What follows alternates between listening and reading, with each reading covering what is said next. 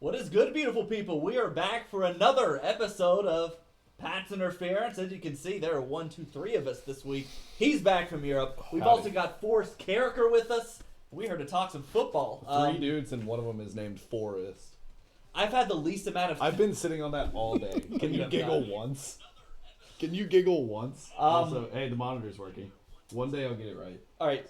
First things first, you were just in Europe. I was. So while I kind of do some stuff on NCAA to set us up rolling, you go ahead and tell us about your Europe trip. Yeah, I'll give it a 2-minute spiel. It was a great trip. Shout out Jade, who got us. She got us around the entire trip.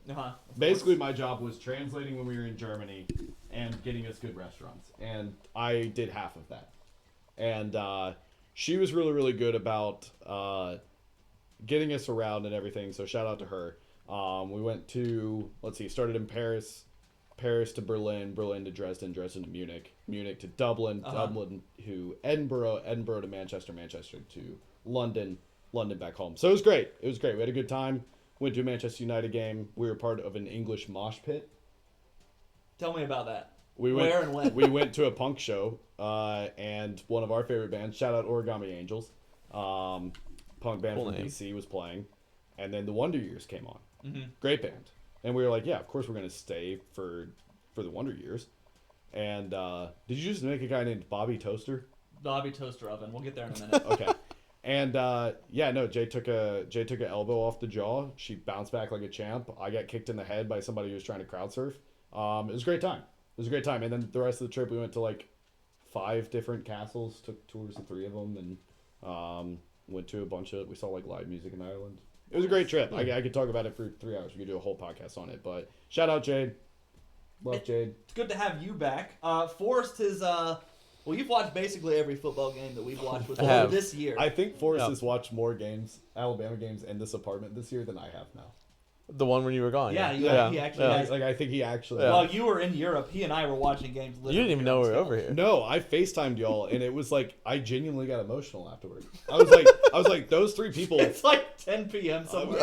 I was like, those 3 people don't know each other without me, and they're sitting on my couch watching football. This is my dream. It's just crying in a bar somewhere. This is the great, a German beer hall. And I'm like, ooh, my friends. Yeah, it was great. That was really cool. Forrest, tell us a little bit about yourself, your football credentials. Who do you root for? Who are your guys? I'm a Pirate. So, ECU football fan, basically going to ECU games since 2005. Yep. Ups and downs, mostly downs. Very down this year, but not last week. Not last week. We'll get to that later. But yeah, good. Yeah. So I've told you this. Have I ever told you my first Alabama game? Yes, you have. Was against ECU in Birmingham at Legion Field. At Legion Field, that's a long time. And You're old, man. Alabama won on a blocked extra point. The 90s were so miserable, dude. It was so bad. All right, well, this is Pat's Interference. If this is your first time watching us or listening to us or watching a stream, this is a college football podcast where we play NCAA 14 sort of alongside our football discussion. I don't know if you can see in the bottom corner. I don't know how well you see down there. We've actually started a new season, but I'm kind of setting up the preseason stuff. I'm making a recruit. His name is Bobby Toaster Oven. I'll switch to that. And then... He looks so dumb. I'm making a bruiser. He is going to be a bruiser. He's pretty fast at 92. He's going to be a mega recruit. Man. Strong. Are you making him short? I made him 6'3". I'm making a Derrick Henry. Yeah, you just made Derrick Henry. You're actually just making the brave little toaster. Yeah. Absolutely. So if you're listening to us on podcasts like iTunes or Spotify, thank you there. If you're watching us later on YouTube, thank you there. And of course, those of us watching us live right now on Twitch, we thank you maybe even a little bit most of all. We encourage you to chat with us in the comments, ask us questions. We're going to try to do a really good job keeping an eye on that and answering your questions this week. And I guess I can update us on where we are in our NCAA 14. We were at UAB as an offensive coordinator. We won the Birmingham Bowl against Tennessee. Luckily. Sure did. And now we are year 1 OC at Alabama. I've heard of it. So I've heard it's a good program. Start that. We're excited. We're excited to start a new chapter in a new program. Mm-hmm. And before we get into that, while I do this kind of boring stuff, I'll move us back here and we can start talking college football. I'm having you start us off since it's been a couple weeks since you've been on the pod? Yeah, sure. So I didn't really watch very many games, especially Saturday because we were at a Manchester United game, which was an awesome experience, but also super boring because the game was 1-0. They scored 1 goal in the 55th minute. So whatever. Isn't it 1-0? Look at you. Isn't that what they call it? Yeah. Look at me calling you out on your. The European hooligans stuff. are real, by the way. Yeah. They're real, and they showed up in force. There was a building behind this bar that we went to like kind of like pregame and tailgate. And all the windows are knocked out. Well, and I asked one of the guys, I was like, "Why are all the windows knocked out?" He's like, "Well, if we lose, we get mad and come back here and throw rocks at that." And I was like, "That's the most metal thing I've ever heard." Okay, so before we get into college football, then I want to, because I do think that maybe one viewer that we'll have today or listener is a big soccer guy. Okay. So I'm sure he'd be a little bit interested in knowing what that sort of environment's like, a Man U game, and compare it to sort of the sporting events we know. No, it's really different because, especially in Old Trafford, there's not a lot of video boards. It's very, like, they have, like, a board that shows the score, the time, and what time of day it is. And that's pretty much it as far as video. There's no video assets. There's not really, their motion graphic assets are for, like, goals and substitutions. Is that like a normal thing there, or is this just I honestly, I don't know. I don't think that's how it is with a lot of the newer stadiums. Like Tottenham plays at a very new stadium, and I know they've got video boards and ribbon boards all over the place. Yeah. It was really cool. I will say it was really cool to be there on Veterans Day. Uh-huh. That's a huge deal over there, obviously. Is it really? Yeah. At 11 o'clock, everything stops. Okay. And they just sit there in silence for 2 minutes, which is a really cool thing to see, and it's also like super bone chilling. Yeah. But then at the game they did another sort of moment of silence like that. That was really cool to see. But it's the first sporting event I think I've ever been to where it got as loud as it did, as quickly as it did, and then died down immediately back to where it was after the goal. 76,000 people losing their minds after a goal it's like 2nd and 26 4 times a game, right? Yeah. Granted, not the game I was at, but no, it was cool. It was cool. There's a lot of history there. It was a good spot. I recommend it to anybody, even if you don't really like soccer. I think it's a great. Also, don't let English people tell you not to call it soccer because they came up with the word soccer. It's a big pet peeve of mine. Yes. They came up with the word. They called it soccer for like 5 years and then went back to calling it football. I feel like there's something to be said about having just no technology in a stadium. It's kind of cool. cool. Yeah. No, I'm going to be honest. We're using a different controller today, and the start button doesn't appear to be working. So I can't get past this screen, which may come into a problem if we ever want to pause our game. But otherwise, we're not going to have a recruit this year. So I'm going to kill Bobby Toaster Oven. And we're just going to start playing games. That's heartbreaking. Did you unplug it and plug it back in? I should have tried that. Too late now. Okay, well, we already killed Bobby Toaster Oven. Yeah. All right. I'll go ahead and start talking. So I didn't watch very many games, but I did watch replays of almost. I think the game is now frozen. All the main games. Mm-hmm. Okay, are you going to restart it? Or? I will work on it. Okay. You just keep going. All right. Michigan. No Harbaugh. That was a huge storyline. No Harbaugh. They beat Penn State 24-15. Their interim coach cries after the game. And again, my only issue with how they're acting when he's not there is they act like he's dead. Yeah. And that drives me insane. Also, you cheated. You should get punished for it. More than you're getting punished. Interesting. Am I wrong there? It looks like our... no, we're good. Keep going. I'm sorry. I was very distracted by putting this together. You two take over Michigan for a minute. I kind of feel like at some point there will be an NCAA punishment, but this is just the Big Ten, right? Yeah. But right. I do think it's weird because this is a very like Big Ten thing. Like if this is the SEC, there's no punishment being handed out. No. Mm-hmm. No. So they're just waiting for the NCAA. So Big Ten is really just kind of hurting themselves. I don't know. It's getting to a point where, again, I'm just tired of them acting like he's dead. Yeah. Right? And he's just gone forever. Like, dude, he was in town. The us against the world mentality is getting a little... old. Much. It's old. Calling themselves America's team is very tacky considering you're cheating. Like, this isn't us against the world. Like, we caught you cheating, and... So calling yourself America's team is a little silly. I don't know, though, if I agree that a punishment should be handed out right now at all. There's still an active... The investigation just closed today from the Big 12. That's true. So, and they've accepted... Big 10, sorry. Yeah. And they've accepted the punishment that was handed down. So that's happening. He's sitting out the next 3 games. Or 2 games, I suppose. There's a couple things you have written down here. Yes. Michigan threw the ball 8 times. One of my favorite things about that is J.J. McCarthy tweeted out, all right, bet after they said that Harbaugh, and then he threw the ball 8 times for like 40 yards. It was like 32 straight runs. Yeah, like Michigan's very good. No one's denying that. Michigan did not need to cheat to win those games this year. No, of course Nobody's not. denying that either. At the same time, they still did. Yeah. There's evidence that they did. Also, So, I don't know. against the number 2 rush defense in the country, and if you take out sacks counting against rush yards, which is dumb, another conversation, yeah. but number 1 rush defense in the country. Yeah. Penn State. Yep. James Franklin sucks, dude. This is the He sucks so bad. Penn State would be my most disappointing team of the year if it probably weren't for USC and LSU. I'm very obviously I picked I think USC. Drew Allard to have a really good season and win the Heisman. I put him as my Heisman pick if it wasn't Caleb Williams.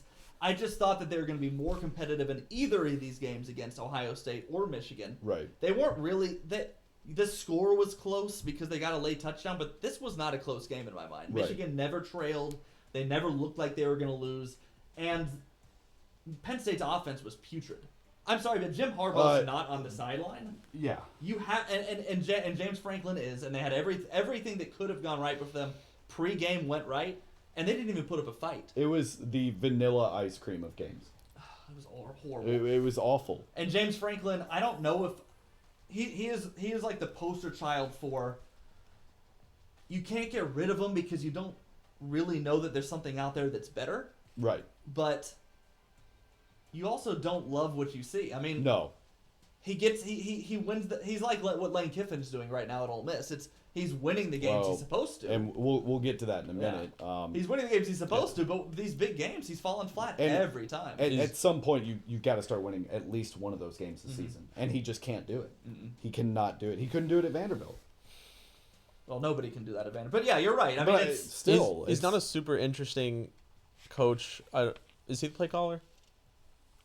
No, they fired their OC this week because of the offensive. On Monday, they fired him. I mean, he's not a super interesting head coach to begin with, but in big games, you get even more boring. Talking about less creative. Firing their OC, by the way, somebody tweeted out the scene from The Dark Knight Rises where Bane says they expect one of us in the Wreckage Brother, and said James Franklin do his OC. I'll give you the first drive. By the way, I've been waiting for this for 3 weeks now. All right, so where were we? I'll take back over the little sheet of paper here. About to baptize. So yeah, James Franklin is just the most mid person you can have in that role right now. It's just not really. He's not taking them farther than they are, and he hasn't in years. Exactly. I think Michigan or one of those teams. They beat them. I think they beat Ohio State once in his tenure. He's beaten Michigan a few times before Michigan got good, but I think he's. Definitely got. He's like 1-6 in top 10 games. I mean, it's horrible. And it's just not working there. And then one thing that I really want to complain about that I hope doesn't stay, but it probably will, is the Big Ten being so married to Big Noon Saturday. There has to be something that they can do about that. I'm so sad that Mark Ingram's on Big Noon Saturday. Mark Ingram's on there. Gus Johnson, who's the most exciting play-by-play guy in this sport. These matchups that are huge. I mean, Michigan-Ohio State is huge every year. Penn State-Ohio State should be big. These games need to be played in the nighttime of those stadiums. You got the big house. And we got to get excited about a little nooner snooze game. I might score 100 points in this offense. I don't know if you just Is this saw offense that. a little bit better? Jeez. Just threw it 50 yards across the field. I love Mark Ingram because I think he's a good personality. And him trying to bring anything out of Urban Meyer is like trying to squeeze water out of a sponge that's been in 80-degree sunlight for 6 weeks. But as early as next year, we are going to get ourselves like a prime Ohio State Oregon game that's going to be played at noon. USC Michigan's going to be at noon. And by the way, if you're a USC fan, how pissed are you? That you've got to wake up at 9:30 to watch you get drummed. I have to think that there's maybe something in the plans there to Gotta be. kind of alleviate that and give them a little bit more primetime games because they get ratings, but they're just not the same excitement. No. Anything else we want to say about Penn State, Michigan, Forrest? No, just that they could have done anything they wanted that game. Are we gonna do next week's games later? Yeah, we'll do next week's games. I was gonna say Michigan next week. But we can move on to the other game we have. That's Georgia Ole Miss. Yeah. Which was the game of the week per ESPN, but it was not an exciting affair from beginning to end. No. 52-17, Georgia won that one, and Georgia looks like they are. even more so than Alabama right now, really rounding into gear. Their Death Star is fully operational. 611 yards of offense, and it was very even. 311 through the air, 300 on the ground. I don't know, man. Georgia's coming, man. They're ready. Georgia's, yes. I told you when you walked in tonight, I wish we were playing Georgia this week instead of when we are playing them in 3 weeks. Yes, because they're getting better. They're finding the rhythm. We all thought that Brock Bowers was going to be out a lot longer than he was. He's a freak of nature. The fact that guy's an absolute monster, dude. And, of course, Lad whatever his last name is. McConkney is awesome. Yeah, he's so much fun to watch. It's so aggravating to watch him. But Carson Beck looks more comfortable. Like that whole team's just. I don't want to say turn it around because that makes it sound like they were bad. They definitely weren't ever bad, but they're not beating Auburn by only 7 anymore. That had shades of being a good game at first, but very quickly just got. I feel like Georgia and Michigan have kind of copy and pasted each other every single week, where it's like, we're or not Michigan, Ohio State. It's a close game in the first quarter, and then you go away at commercial break after the quarter, and then it's okay. Justice Haynes, do you want to? I mean, come on, man. But it's not even close anymore. Like you come back after the first quarter and you went to go get a beer and you come back and all of a sudden they're up by 40. Oh yeah, Ole Miss scored first and we thought that there was going to be a semblance of a game, and the next thing we knew it was 17. That's just man football. And then they that's just ran away with football, it. Right so there. I got a question for you, and I want to focus.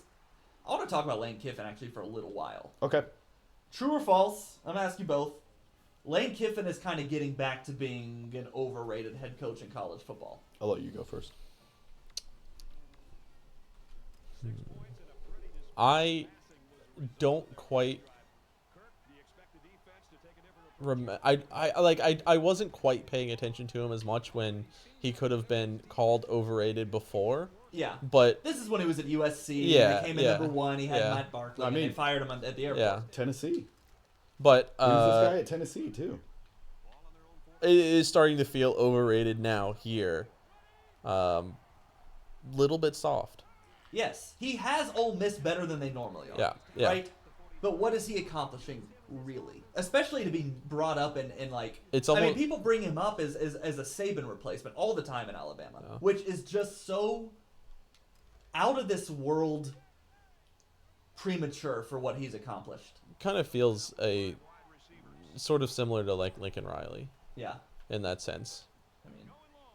The amount of people you just had open on that play was astounding. I had to go that was astounding. Yeah, I don't think I won't say he's overrated. He needs to be careful because I think one more year like this, and people are gonna start saying, okay, what are we actually doing here? Also, is Ole Miss a program where you can have that sort of success that people are looking for to not call him overrated anymore? I think so. I think so too, but oh my gosh, dude, we're gonna score 1,000 points a game. I mean, I'm glad you guys just scored because now when I throw a pick, it won't feel as bad. If you throw a pick, you throw a pick. It's just gunslingers. I've seen him brought up for the A&M job. Jameis. I'll say that if they get him at A&M, which they're not, but I've seen his name be thrown out there. I mean, that is, in a lot of ways, just another Jimbo Fisher, just a guy that doesn't really get you over the top. Man. Anyway, I just think I don't think that he's all that. That's kind of. Yeah, I agree with you. Also, we'll talk about Jimbo at some point, but man. Yeah, that's the to end. be paid that much money to go away is fascinating to me. All right, Washington beat Utah 35-28. Didn't look. This is one of the few games I watched. That is. I tried to throw it away, but awesome. That is so awesome. And for those of you listening on the podcast, Forrest just broke a tackle in the back of the end zone. And took a 16-yard sack. But he did not take the safety. But guess what down in distance it is now? It's 2nd and 26. You had to throw a touchdown. Yeah. That's the rule. We're going. Seattle? Oh, boy. Oh, just make sure you look off the safety. This is going to be so awesome. Washington didn't look always pretty. Got it. He got it. Foot was out of bounds. My God. Oh, my God. And that was a 50-yard completion. Thanks, Malik. That was Benson. a dart. Okay. Utah, man. Utah comes so close every week to making the big thing happen, and then they just don't. And it's so sad to watch. They beat USC, though. That's not a thing anymore. It just doesn't. That's a touchdown. That is a safety. Fumble back in the end zone. Wait, he threw. I thought it was incomplete. I don't think he ever got rid of it. I think that is a safety.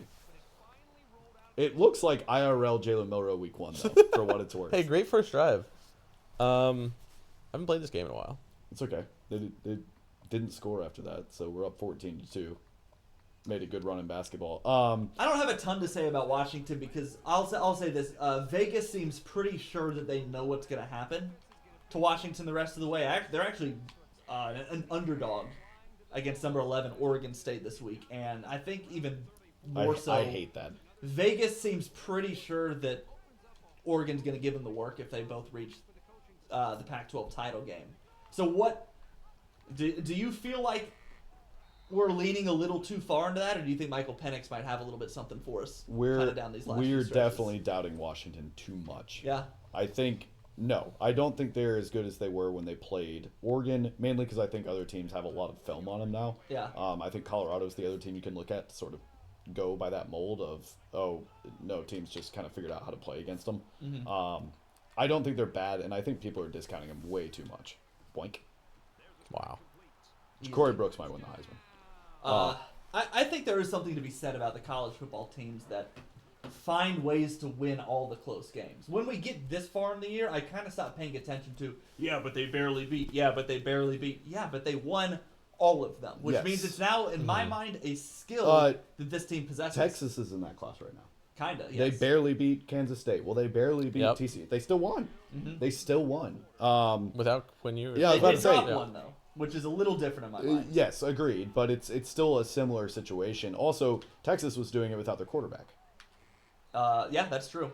So I don't have much more to say about Washington other than the fact that They've got a big test this weekend, and we'll talk more about that. I do believe Penix should still be the leader for the Heisman as it stands. Okay, Oregon holds on to beat USC 36-27. Nick's had 412 yards, 4 touchdowns. He's got 29 touchdowns and 2 interceptions on the season. Yeah, he's really. I mean, Those I didn't are Heisman realize numbers. he was having such an insane. He's successful. You have here heavy favorite to win the Heisman, obviously. USC. Let's. Oregon's great. We'll talk about Oregon here in a bit because they've got an interesting game this weekend. Yeah. Dude, I feel so bad for Caleb Williams. And I know I shouldn't because he's making $1 Brazilian right now in NIL money alone, and he's Heisman Trophy winner, and he's probably going to get drafted in the first round this year. He's more than likely the number 1 pick. Yes. Like 90%. Sure. He still should be the number 1. Well, pick. until Mel Kiper talks you into Drake May.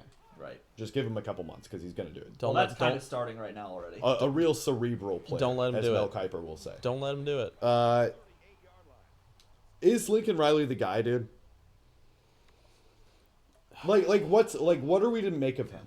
I have fallen off a little bit more. I'm very disappointed in Lincoln Riley, but I know Forrest is going to defend him more, so I'm going to let him start. Well, I was gonna say, as a noted Lincoln Riley truther, I am I'm a little bit down on him now, like a lot more this year than I was last year. It is only his second season there, which is why I'm still giving him the benefit of the doubt. But with all the things coming out, like they don't tackle in practice, there's like maybe one day of kind of tackling, and like his defenses are never good, even all the way back to like you can't go back far enough in his career, like Oklahoma, ECU, Texas Tech. It's always, even if he's not the head coach, wherever he is good offense, bad defense. So I don't see how that's going to change unless they just need to be more physical. I don't know. He needs a Kevin Steele hire. Yeah. Is what he needs. And I don't think he knows how to get it, and I don't think he has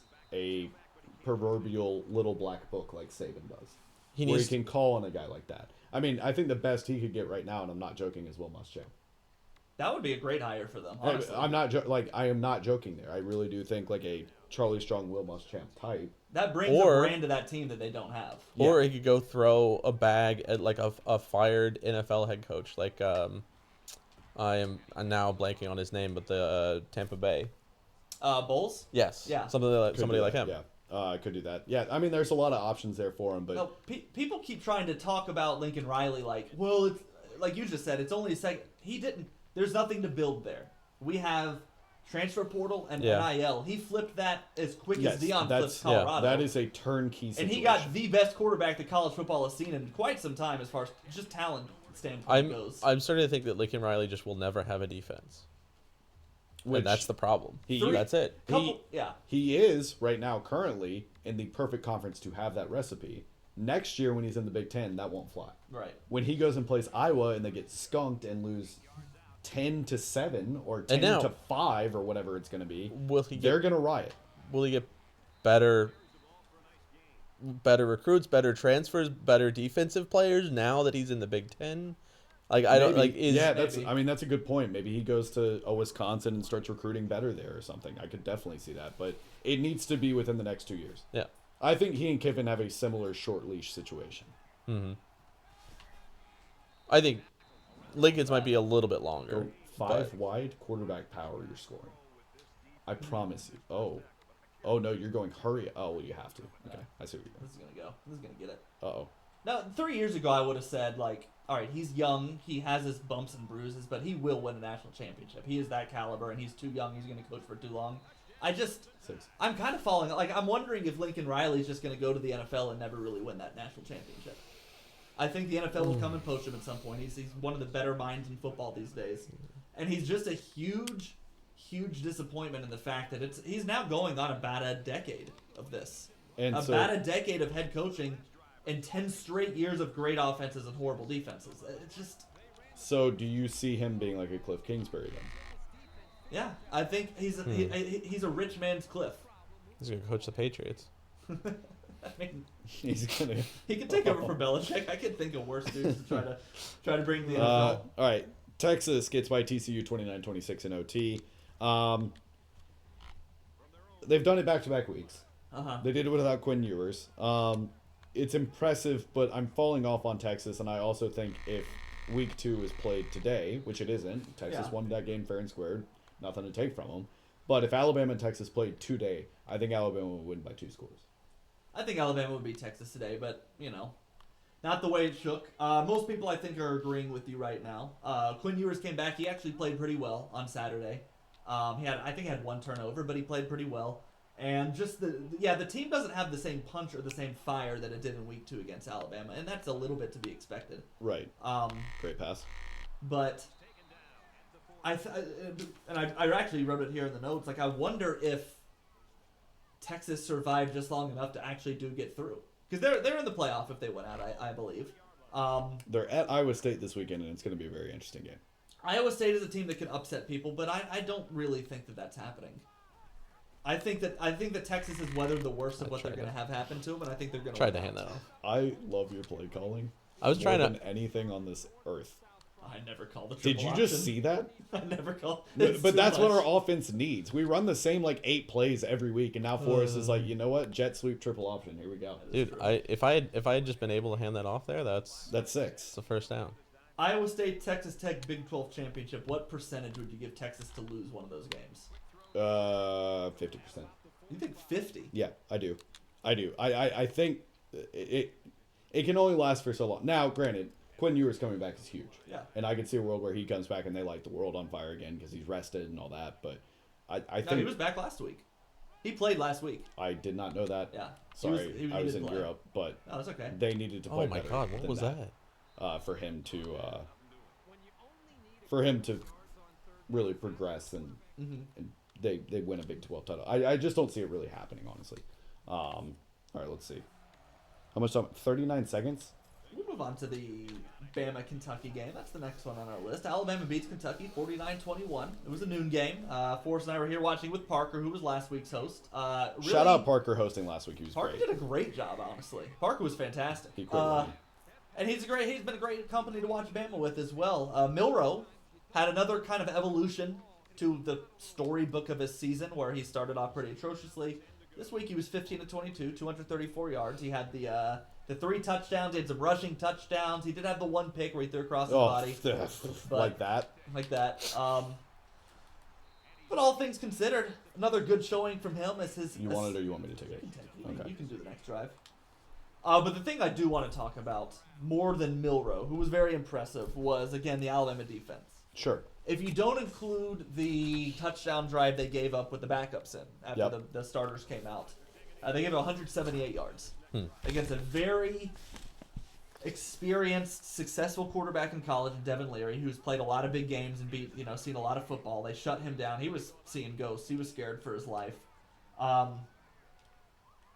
This is what gets Alabama to the playoff if it happens. We've known this for weeks now, but is the defense, do you think, even getting better? Because I do think they are. Yes, I think the defense is getting better week by week. This was definitely a game where I thought I was going to look at my phone and it was 7-3 Kentucky or something of that nature, and I was going to be mad, and then by the time I got to my hotel, it would be 21-7 Alabama, or 24-7 Alabama. Yeah. It was very shocking to open my phone and see 14-0 Alabama with the ball and driving in the first quarter. First time Bama scored their opening drive since the Middle Tennessee in week 1. What a difference 3 years makes. It was definitely surprising to see that, but I was excited, and like you said, it adds something to that offense. I told you this a couple minutes ago, but the fact that Tommy Rees is a Broyles Award finalist and Kevin Steele isn't baffles me. Yeah, it's a little... Kevin Steele has been a monster in halftime adjustments and preparing guys for games this year, where normally Alabama would just kind of fall asleep. You can make the argument that outside of Nick Saban, who I'll never say isn't, but outside of Nick Saban, Kevin Steele's the most important man in that building and has been the biggest addition to Alabama and I'll say this with my chest, Kevin Steele's been the best addition to Alabama in many years. Yes. Probably since Sarkisian. And it really, Sark wasn't as big because the offense was still good when Sark took over. We were still scoring and going to championships, but our entire, thumbprint, our entire makeup, Alabama's entire makeup wasn't threatening to go away, especially defensively. And he completely flipped that back around. It's impressive. Forrest, you've watched every... Yeah, you keep going. Forrest, you've watched every Alabama game this year. What's your pulse on the team right now? Yeah, even this week, I think they've improved since last week. Obviously, not as talented of a team as LSU, but just the offense looks better every week. And I think the defense does too. If they keep improving, I don't see why they can't beat Georgia, and if somebody else loses, make it into the playoffs. So I have trouble being unbiased, obviously, when I talk Alabama, the same way you do for Patriots or ECU. What would you set the line of the Georgia-Bama game at right now if you were the odds maker? Right now. Yeah.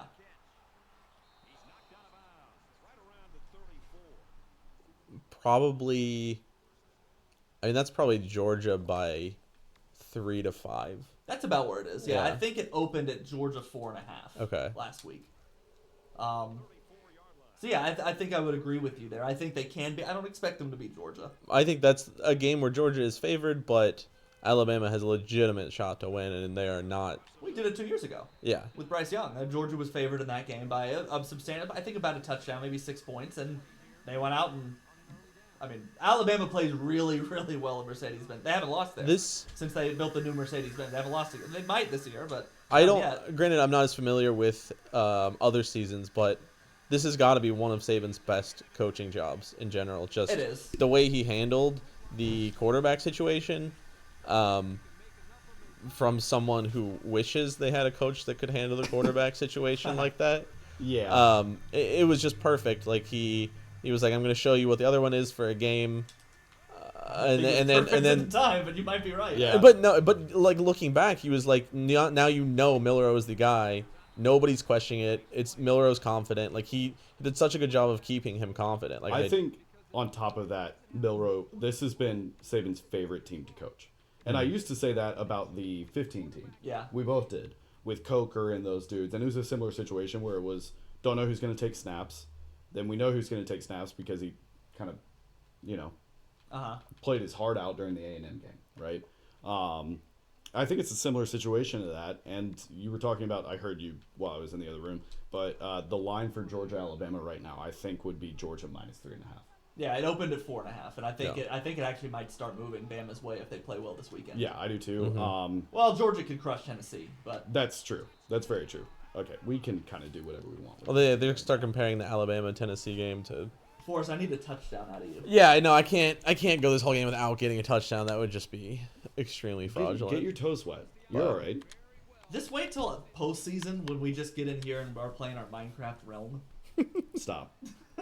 Don't play with my heart. See, the problem is I like running like jet sweeps and stuff, and it doesn't work. When we get in here and we just do a playthrough of Baldur's Gate 3, nobody likes that game. Jade started playing Fallout again last night. Yeah? She almost drowned the dog like 6 times. I You didn't can even know. drown dog meat? Yes. Did she still refuse to call the dog by its name? Yes, she thinks it's unkind, so I think she started calling it like Spot or something yesterday. Which, fine. Okay. We already talked. Did we talk Missouri, Tennessee? We have not. That's our next game. Is Mizzou good? Yes. Is Tennessee good? Yes, but not last week. I do think Tennessee's a good team. I do good too. team. I think that they're above average to good team that has, after they lost to Bama, kind of lost a lot of their steam. I actually do think they'll play better this week than they did last week. But Missouri did destroy Tennessee 36-7. They did, and their offense could do whatever they wanted, but Georgia didn't really struggle against Missouri. They lost. I mean, Georgia. So the Georgia-Missouri game. That I Georgia, saw. Yeah, I mean, Georgia and Missouri had the same exact, almost the same exact rush yards, pass yards. Everything was equal except Georgia was able to get 2 interceptions. That was legitimately the difference in that game. Because Missouri hung with them. They lost by 8, 9, 7, something like that. I don't know. I think Tennessee, like you said, I think Tennessee is a good football team. I think Tennessee had a very bad week where nothing was working. I still don't understand why Tennessee won't go to Nico. Probably too early. I mean, he is a true freshman, and Milton's been in football for 12 years. He's been a college football quarterback for 12 years. I don't think that Saturday was Milton's fault either. I mean, the offense was bad. No, I agree with you. But the whole team was out of sorts. The whole team didn't show up to play. The whole team was looking forward to Georgia. I think that's what it is. The whole team slept through this one because they're looking for Georgia.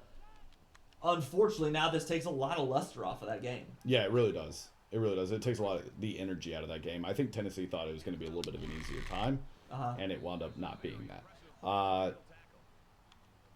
Can Tennessee get up for the Georgia game? Vegas has them as a 10-point underdog. I think Georgia covers this weekend. I think Georgia, well, and it's not because Tennessee's bad. I think Georgia is just that good right now. I think they blow the brakes off of them. Yeah. I don't think it's 10. I think it's 20. Yeah, I agree with you.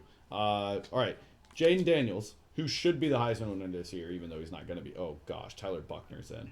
Did you hurt our quarterback? Oh, I think You did. Miller might have gotten hurt. That would be fun. That's okay. It's just like a Kentucky game. He'll be back. Well, Buckner's not starting next week. I'm putting No, Simpson. no. We're not doing that. You know what? Subbing Simpson. We're running the ball if he's... No, I think he's back. I think we're good. Yeah, there He's in there. He came out He's of in the there. play. Yeah, it was just... That was helmet came off. no. That was a designed play for Tyler Buckner. Yeah. That's right. All right, where are we? Jayden Daniels I should have put his stats on here when I was typing this out. And I just wasn't thinking. But he had 350 passing, 250 rushing. I mean, it's never been done. The first player, yes. Yeah, the first player ever. I thought Daniels was out of the Heisman race. I will be honest with you. Not due to any fault of his own, obviously, but I do think, Just the nature of the Heisman. I thought, getting that third loss, the way that the Heisman's talked about, whether or not it's fair, I thought he was going to fall out of favor. But to go out and do that against a brand that's as recognizable as Florida, that put him right back in that top 3. That he could, for sure. he can absolutely 100% just put himself back in it. And if he has another game like that or similar or like half that, it would just keep his games. And honestly, as a Bama fan, I'm going. I'm not going to say it's out of question that he could have brought the team back in Tuscaloosa. He is that good. Camilo not throwing the run. Now, I don't think it would have happened, but it's definitely not out. If there's a quarterback in college football that could have come back from down 14 with 7 minutes left to beat Bama, it was Daniels. Actually, what I should say is on this, the way we have the slider set here, it is virtually impossible to throw on the running completely. I didn't realize I was just running the Wildcat. I want to do that again. That was pretty dope. Yeah. I'm going to go hurry up see if I can do it again. I love your offense. Ooh. You blast left, you can blast right now? Yeah, we're going right. All right, we're going to pause talking about football. Nope, check out sorry. Yeah, that comes undone a lot. Okay. There we go. Yeah, let's go again. This is a touchdown all day. Ooh, it did just, you're going to have to go up tackle. You got that edge. You got that edge. You got the edge. Take the edge. Oh, boy. it just came out of nowhere. Bad read. You're going to get points. You're all right. Okay. Yeah, Jayden Daniels should win the Heisman, and he's not going to, and it's going to be Matt. Also, forks up, he beat Oregon in 2019. He and Brandon Ayuk played football together. Can a player? I know. Sorry. Yes, they did actually. I forgot about that. At Arizona State and upset Oregon at home. Sorry, Cam's got to be let him have it. Freshman. Can a player not named Bo Nix, Penix, or Daniels win the Heisman still? No. Or is it setting up worse? That's tough. That's tough. That's okay. It's a good drive. I just really wanted. And they're not going 99 yards against us. You can take my next drive. I want you scoring. All right, and no, I don't want you playing yet because this is Forrest's big chance to shine. Sorry. Our next game to discuss was one of probably the biggest ones of the weekend. ECU wins their second game of the year. Yeah. With a statement win. At this point, we'll take it. Shout out to Andrew Conrad. 5 kicks, all over 40 yards, no misses. That is. It feels like the curse has been lifted. Starting with the very first game of the 2022 season, when ECU missed that kick to lose the game against NC State. I completely forgot that happened. And that kicker, that was an All-American kicker from, or I think he was like, maybe not All-American. He was like all first team All-Conference or something the year before. That's the kicker that missed and just was. You just had the most Tyler Buckner play ever. You can't be doing that. I'm gonna take one more. I'm sorry. Yeah, I'm sorry. No. So that one miss against NC State kind of sent him down this path of missing everything, getting cut, going to another school, bringing in this other kicker, and it's kind of been down ever since then. Even this year hasn't been that great until it feels like it's finally back because ECU never has kicking problems, and for some reason it was just in everybody's heads until now. I think it feels like they've finally done it. The offense still doesn't look great, but I'm not going to complain too much about it. I think there's plenty of problems. A 1-8 team coming in could have easily quit on Mike Houston. Yeah, that's a good point. This team has not, and there's a lot of people out there comparing this to the Scotty Montgomery years, and they're like, at least Scotty Montgomery won 3 games and is like, he wasn't great, but he won 3 games. Offense looked good. The difference is I have never seen worse teams, worse defense than under him as a coach. The team's absolutely quit. But with 1 win, Coach Houston still has the locker room. He should not be fired. Fire the offensive coordinator. But shout out Blake Harrell, defensive coordinator, who's probably going to get hired away after this season. He's done such a great job. ECU is the number 37 defense in the country, statistically, and it's thanks to Blake Harrell, and I think he's going to get taken away. Which is a big reason why they can beat Navy, because you do not want to run a triple option against that defense. You're not going anywhere all day. ECU struggled with Navy historically. Oh, that's good. We're gonna. Well, they're Pirates, so that makes sense. If any team's going to struggle against Navy, it's probably the Pirates. Yeah. All right, this is the part of the pod where we just kind of talk about some other games. You don't go too much in depth. You just give me your initial thoughts. We got 4 of them. Miami loses by 7 to Florida State. 27-20. What's your takeaway from that? You asking me? Yeah. Tyler Van Dyke is broken in every which way imaginable. Mentally and physically, that is a broken man, and I feel bad for him. I gotta get rid of He's a guy I feel bad for. I genuinely feel bad for him because he was good. He was not just an okay quarterback. He was a good quarterback. Should have come to Bama when we threw a bag at him. I don't know. I'd take Miller over him. I would too, but he should have come. Yes, he should have. He was starting off the season hot too. Yeah, and I feel bad for him because I think if he's healthy, they probably win that game. I think Florida State's actually a little bit worse than people realize. They are. And I think they're very beatable, and I don't think they're going to lose. No, I think all of those things are true. They survived their toughest test with Clemson, and that was about as tough. Who do they have left? They've got Florida, and they've got. I don't think they play a conference. They've got to play and they've got to play Louisville in the conference title, right? Yeah. Yeah, but that's again right. Whoever they played this week wasn't enough for us to put in our little thing up there. North Alabama. Spread. Yeah, so they've got Florida left. Which it's going to be a night game in Florida. That's not an easy place to win. That is Shout out. FSU minus 11 and a half North in that Alabama Florida next, game. yes, exactly. Ralph Reynolds was there shooting that game, by the way. Thoughts? I mean, yeah, I'd love to hear your. Anytime we can get troops on the ground and get some thoughts, that's huge. I do bet Doak was rocking. I bet it was a loud stadium. They took some seats out. It's not as loud as it used to be, but it can still get really loud there, especially undefeated night venues like that. Okay. Stanford, Oregon State, 62-17 Oregon State. They can score. There's no doubt about that. Stanford is a colossally bad football team right now. And if you're looking for a reason why Washington isn't favored this week, it's because they're going up against a team that just put up 62 on a conference opponent a week ago. Hey, who's Oregon State's in quarterback? November? That doesn't just happen. Who's playing quarterback for Oregon State right now? Can you remind me? I can, but I want to know if Forrest can remember how to pronounce his name. DJ Uiagalelei. He nailed it. That was actually really good. Yeah. Mr. Dr. Pepper himself.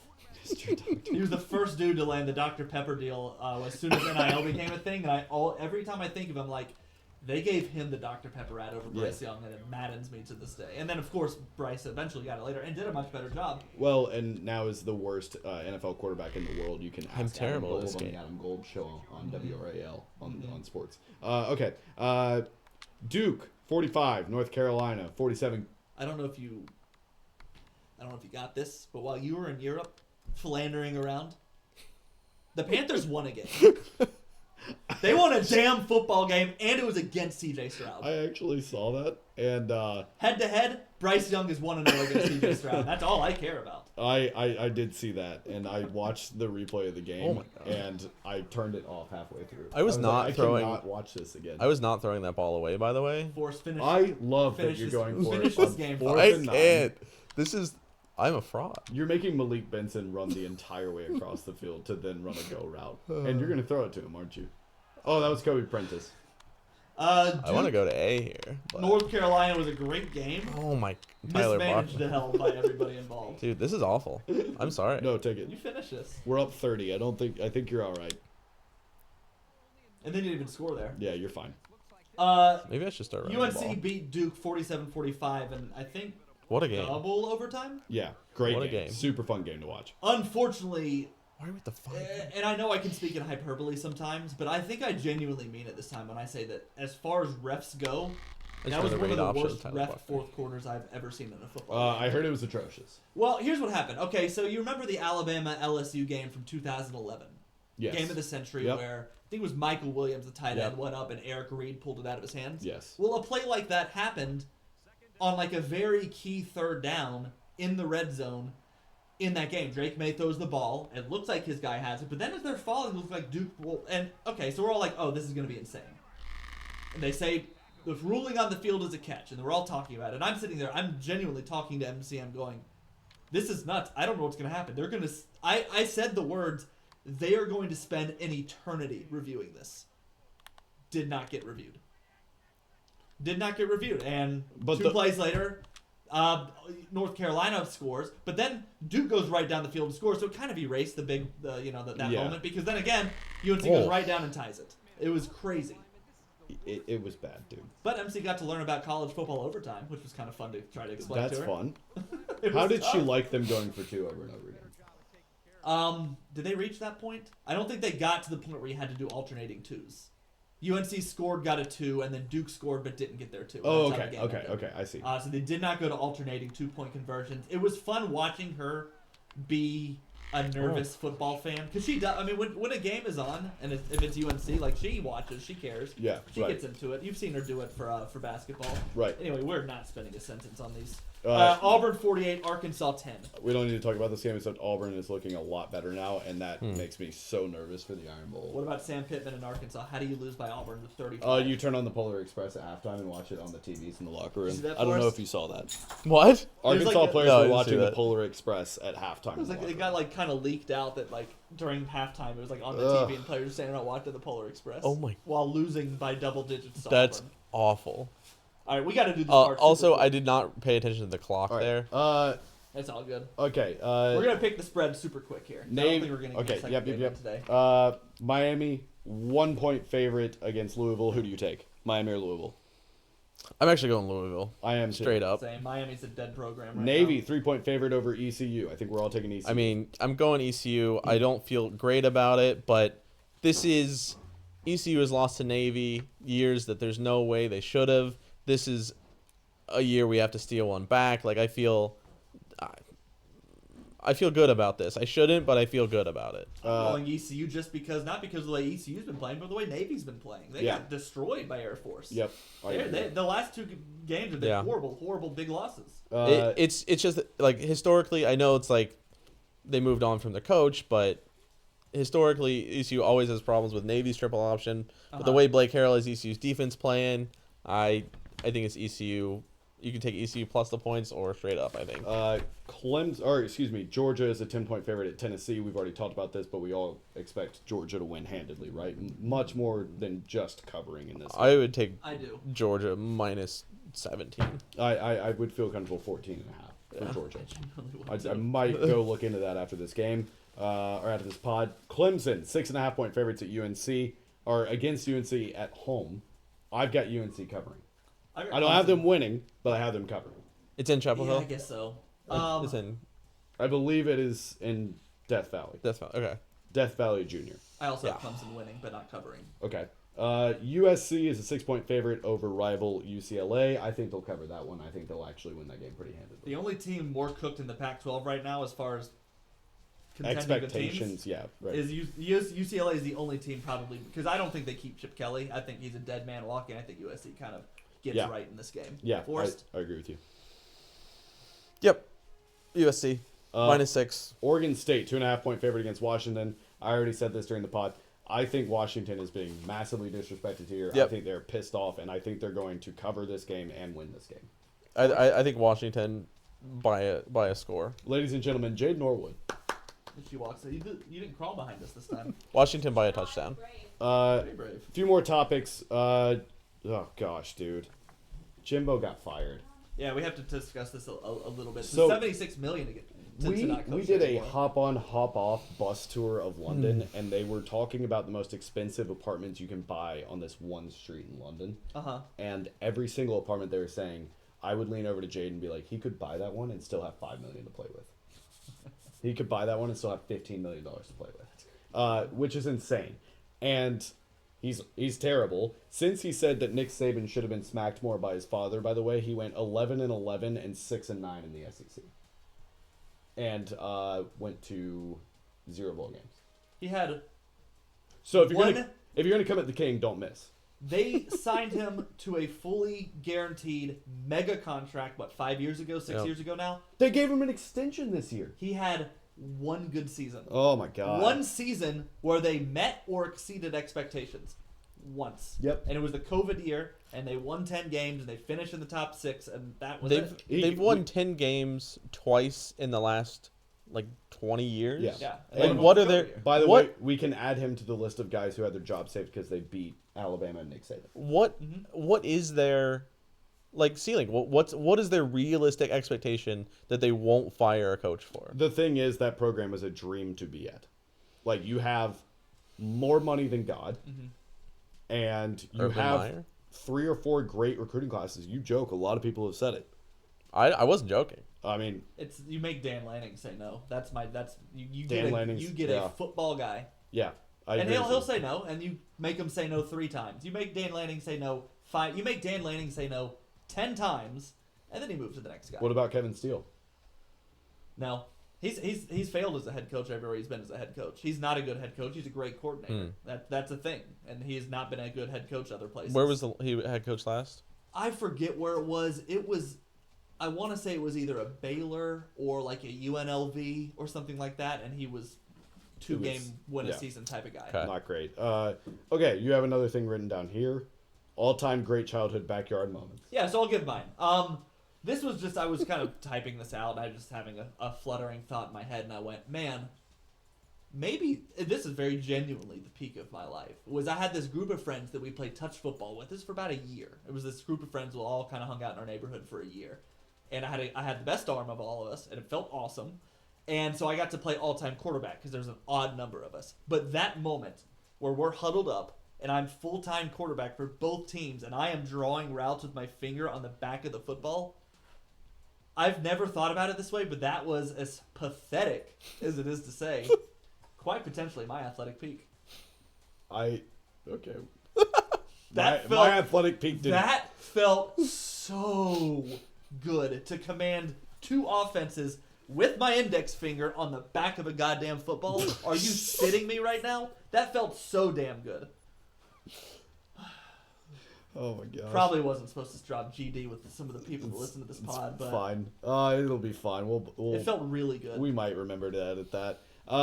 And then I don't think my athletic peak ever came in the backyard, but I did have. Is this just football? This is just a happy memory. I'm just trying to end the podcast on a happy note.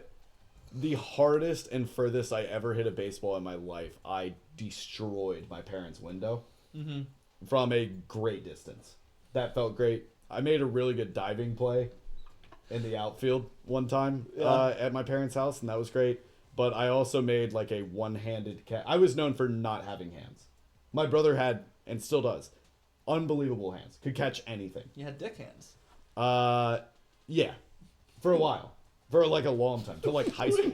We had a player on our high school basketball team that we nicknamed Dick Hands because he dropped every freaking pass. Hot dog fingers. There was one play that we had when we were playing in the backyard one time where I caught it with 3 fingers like this. Yeah. When I was actually trying to bat it up to myself and just kind of snagged it. And it felt incredible. That's when you started being able to catch the ball.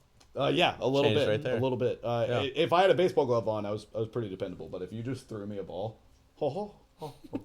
Where were you at your most goated, childhood sporting wise? in the backyard. I don't know about most In the goated, backyard. but I just like what I remember most is like we would pretty much like every day after middle school, even like into high school, just like hang around before whatever we were doing after school and play like tackle football in the lawn by the school, just absolutely feeling. killing each other. And then when we got those people with a few more, we could do like 7-on-7, like full tackle football in like a park. I miss that. I absolutely blew up my brother during snow football one time, and it felt incredible. Snow football was great because like you felt no pain. Everything was cold, so it didn't matter. Yeah. That was a great childhood window. You're onto something. That window where you're just athletic enough to do it, but dumb enough to also do it and play full tackle. 10 years old. Yeah. Oh. I take it back. One of the times we were doing that, I had just rolled my ankle playing basketball. Like one of those embarrassing ones. The first time you jump and come down, your ankle sideways. Yeah. And then I think it was like later in the same week, it was still hurting pretty bad. And we were going to play football, and I was like, I'll try, whatever. And ended up just somehow figuring out how to run and caught like 3 or 4 touchdowns that day, you know. Don't undersell Just it. on a bum ankle. Recovered in hours from a high ankle sprain to then go out and put up Randy Moss numbers. I Don't have to die know about this. what shoes you were wearing. Because if you say etnies, we will never podcast again. Because our podcast will never get better. No. At that time, I couldn't even. That was just probably some random athletic shoe. That would Either of you guys ever fall into the gray New Balance trap that everybody wore when that was a thing? No. Oh, I loved my gray New Balances because everybody loved their gray New Balances. I also juked Tyrell Dodson when I was in high school and he was 13. He now plays for the Bills. So that was cool. He would absolutely destroy me now, and he dunked on me like I think 3 times that summer. But that was a good moment. There were no highlights from our side aside from like one long catch. We played against a couple of future NFL players in a turkey bowl in college, but It's pretty dope. that was about it. I was a gunslinger. I had our video game numbers when I played like backyard football. Yeah. I would throw the rock a lot, and I would have like 8 touchdowns but 4 picks. I'm trying to think of the best athlete I ever played. I mean, obviously I like worked with dudes, but I played against. There was a guy named, and this is such a dumb rabbit hole to go down as we're kind of wrapping this up, but there was a guy named Xavier Gibson who was he played pickup ball a lot in Dothan. He was a 4 fringe 5-star basketball prospect that ended up at Florida State and then bounced around the NBA a little bit. He was so terrible. He was obviously way better than me. I'm not even trying to say he was terrible. He did. What I'm saying is he was so good that he would come out to the gym and he'd just try anything, and that's how he would practice. Was like, let's see, because he was very good at like. Every pickup gym has like a different culture. Like some like to shoot a lot, some like to play really hard defense. This one was, they loved crafty finishing. If you could do this at the basket, up and under, behind the backs, they were all about it for some reason, and he was so good at it. One thing I love as I'm watching this is while you're doing that. Yeah, we have a 6-second just delay. Watching me just bounce up and down while you're doing that is very funny. All right. So anyway, Zay Gibb. That Shout is out Zay Gibbs. Pat's I didn't mean to say this Interference. stuff. You were good. He's Patrick. I'm Patrick. He's Forrest. Thanks for watching. We'll catch you next week. Deuces.